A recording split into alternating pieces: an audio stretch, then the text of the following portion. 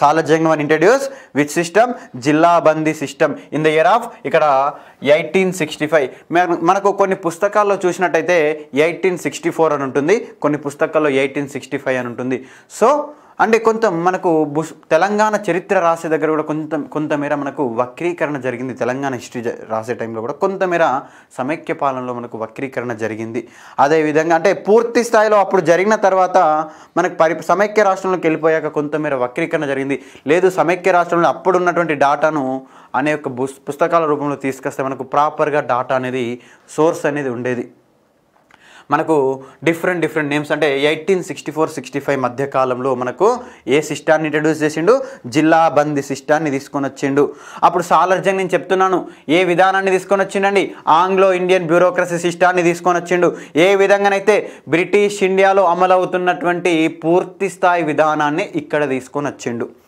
మరి ఇక్కడ తీసుకొని రావడం కోసం నిజాం స్టేట్ను, సార్ నిజాం రాజ్యం అనేది నిజాం స్టేట్ అంటున్నాను సార్, మరి ఇది ఇండియాలో అప్పుడు భాగమా అంటే నిజాం అనేది ఒక ప్రిన్స్లీ స్టేట్, నిజాం అనేది ఒక ప్రిన్స్లీ స్టేట్ అంటే ఒక స్వతంత్ర రాజ్యము.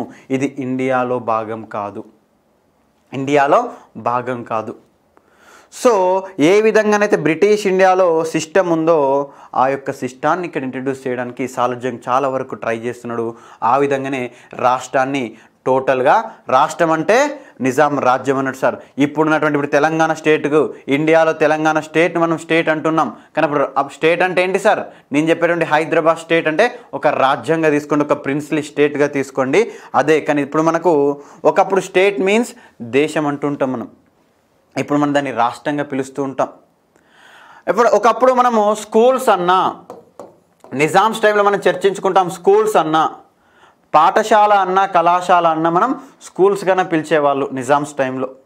కాలేజ్ అనే పేరు ఉంది కానీ మేజర్గా మనం కన్సిడర్ చేసుకోవాల్సిన స్కూల్ అన్న కాలేజ్ అన్న ఒకటే విధంగా స్కూల్స్గా కన్సిడర్ చేసుకుంటాం. మనం పిలిచేటప్పుడు కొన్ని సందర్భాల్లో స్కూల్స్ అంటుంటాం, కొన్ని సందర్భాల్లో కాలేజెస్ అంటుంటాం.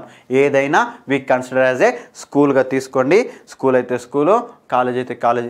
మరి రాష్ట్రాన్ని మొత్తంగా జిల్లా బందీ సిస్టాన్ని ఇంట్రడ్యూస్ చేసినటువంటి Salar Jung one.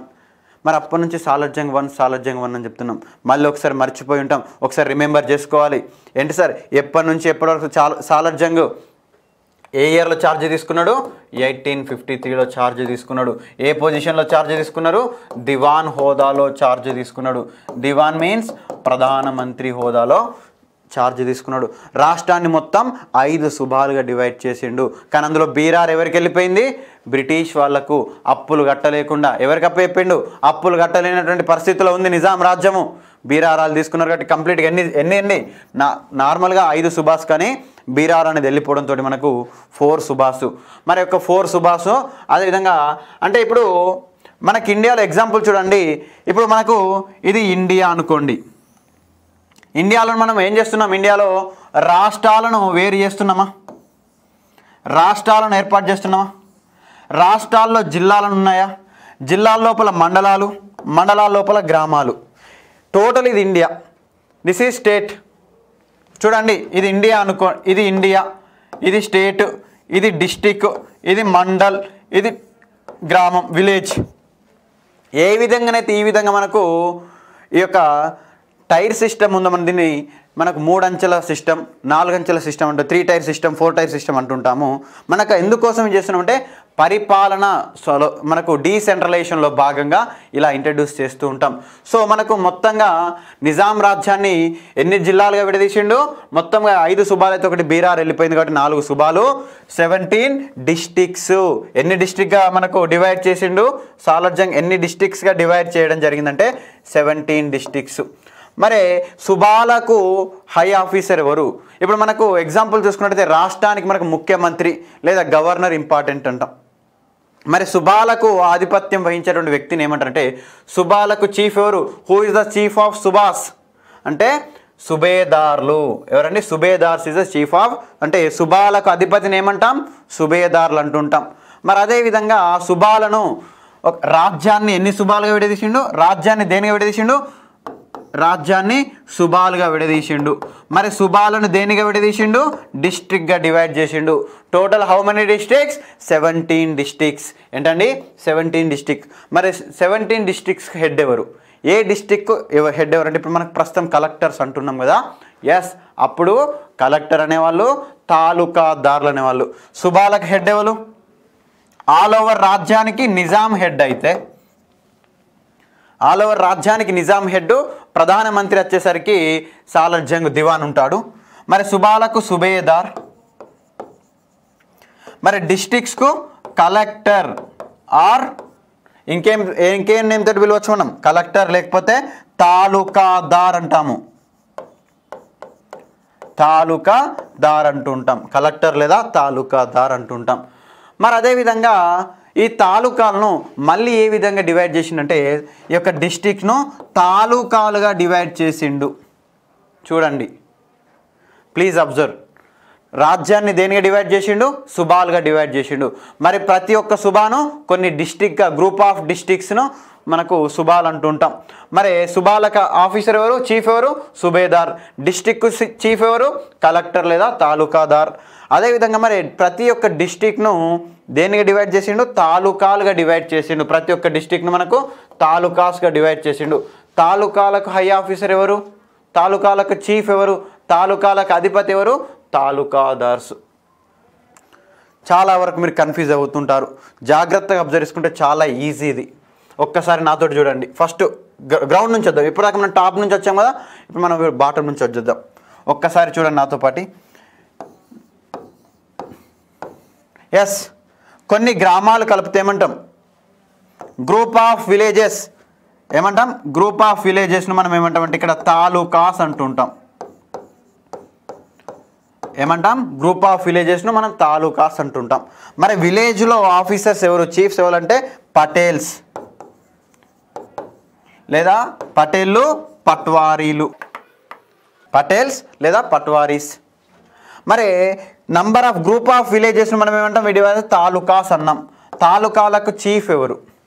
Who is the chief to talukas అంటే తహసీల్దార్లు, తహసీల్దార్స్. తహసీల్దార్ను ప్రస్తుతం మనం ఏమంటున్నాం? ఎంఆర్ఓ అంటున్నాం. ప్రస్తుతం ఎంఆర్ఓ అంటున్నాం. మరి కొన్ని గ్రూప్ ఆఫ్ తాలూకాస్ను మనం డివైడ్ చేసాము? డిస్ట్రిక్ట్స్. గ్రూప్ ఆఫ్ తాలూకాస్ ఏంటి? డిస్ట్రిక్ట్స్కు. డిస్ట్రిక్ట్స్కు చీఫ్ ఎవరు? డిస్ట్రిక్ట్స్కు చీఫ్ ఎవరు? కలెక్టర్ లేదా తాలూకాదార్లు అంటాం, తాలూకాదార్స్. మరి గ్రూప్ ఆఫ్ డిస్ట్రిక్ట్స్ని ఏమన్నా మనం? సుబాలు అంటుంటాం. సుబాలకు చీఫ్ ఎవరు? సుబేదార్. ఆల్ ఓవర్గా కొన్ని గ్రూప్ ఆఫ్ సుబాస్ ఏమంటాం? టోటల్ నిజాం రాజ్యము, నిజాం రాజ్యము. నిజాం రాజ్యం చీఫ్ ఎవరు? అంటే నిజాం కానీ అదేవిధంగా ప్రధాని హోదాలో ఉన్నటువంటి దివాను. ఈ విధంగా మనకు సిస్టాన్ని డెవలప్ చేసిండు. సో అడ్మినిస్ట్రేటివ్ని ఏం చేసిండు? డీసెంట్రలైజేషన్ చేసినటువంటి వ్యక్తి సాలర్ జంగ్. ఏ విధానం ద్వారా? జిల్లాబందీ విధానం ద్వారా మనకు డీసెంట్రలైజ్ చేసినటువంటి వ్యక్తి. అదేవిధంగా పరిపాలనా సంస్కరణలో భాగంగా ఈ యొక్క జిల్లాబందీ విధానంలో మొత్తంగా మనకు ప్రధానంగా అడ్మినిస్ట్రేషన్ చూసుకోవడం కోసం మెయిన్గా 1868లో హీ అపాయింటెడ్ 4 మినిస్టర్స్. వీళ్ళు చాలా ఇంపార్టెంట్స్ అండి. ఒక 4 మంత్రులు నియమించిండు అతి ముఖ్యమైనటువంటి పనులు చేయడం కోసం. రాజ్యంలో అతి ముఖ్యమైనటువంటి పనులు చేయడం కోసం ఒక 4 మంత్రులు. హీ అపాయింటెడ్ 4 మంత్రులు. మరి 4 మంత్రులను మనం ఏమంటాం? సాదార్ ఉల్ మహం అని పిలుస్తూ ఉంటాం. ఈ 4 మంత్రులను ఏమని పిలుస్తాం? సాదార్ ఉల్ మహం అనే ఒక పేరుతోటి ఎంతమంది మినిస్టర్స్ని అపాయింట్ చేసిందంటే 4 మెంబర్స్ మినిస్టర్స్ని అపాయింట్ చేసిండు. ఇంపార్టెంట్ కీలకమైనటువంటి 4 శాఖలకు సంబంధించి 4 మినిస్టర్లను అపాయింట్ చేసిండు. ఏ పేరుతో అపాయింట్ చేసిండు? సాదార్ ఉల్ మహూమ్. ఇంకొకటి ఏంటంటే మరి ఈ యొక్క మంత్రులకు సహాయంగా ఉండడం కోసం డిప్యూటీ మినిస్టర్స్ అంటే సెమీ సాదార్ ఉల్ మహూమ్.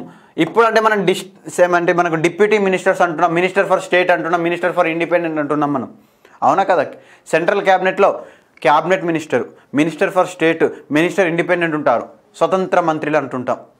సో అప్పుడు కీలకమైనటువంటి యొక్క 4 శాఖలను చూసుకోవడం కోసం కీలకంగా ఒక 4 మెంబర్స్ మినిస్టర్స్ అపాయింట్ చేసిండు. వాళ్ళని ఏమన్నామంటే మనం ఏ నేమ్ తోటి ఒక 4 మెంబర్స్ మినిస్టర్ని అపాయింట్ చేసిండు? సాదర్ ఉల్ మహూమ్ అనే ఒక నేమ్ తోటి అపాయింట్ చేసిండు.